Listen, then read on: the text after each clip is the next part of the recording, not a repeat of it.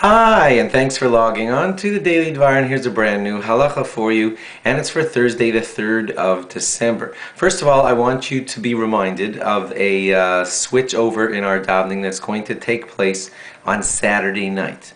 Usually it's on December 4th that we make this switch over, which would be Friday night, but Friday night we're not eligible for this switch over because this only happens during a regular weekday Shemona Esrei. I haven't even told you what I'm referring to yet, and that is that in the bracha of Barech Aleinu, where we usually most of the year ask and say V'sein bracha, Al Panei Hadama, God please put blessing on all the agriculture in our land.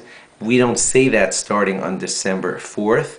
In outside of Israel, we start on that night to switch over into saying V'sein tal umatar livracha, which means please give us rain, because the rainy season is upon us, or the snowy season, depending on where you are. So we will be switching over. Again, we can't do it on Friday night, which would have been the appropriate winter time for it, and that's because we don't say a weekday Shemona Esrei on a Friday night. So we'll be saying it on Saturday night for the first time.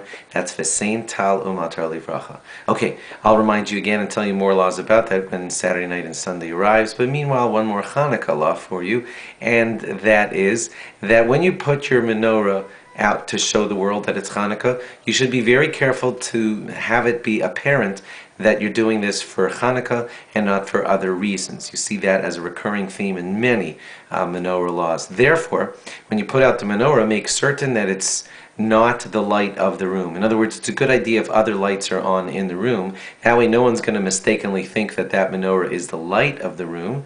They'll realize that, no, there are lights on in that room. That menorah is to broadcast the miracle of Hanukkah.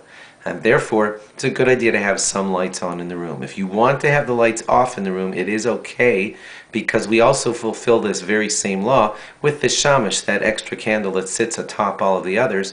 If there is any light that you do inadvertently end up using from the menorah, we can say that it's coming from the shamash, which is not one of the holy lights. It's kind of like the servant light of all of the others. So either fulfill that by having a shamash above or by leaving some other lights on in the room. Thanks for logging on. Log on again tomorrow for more. Bye-bye.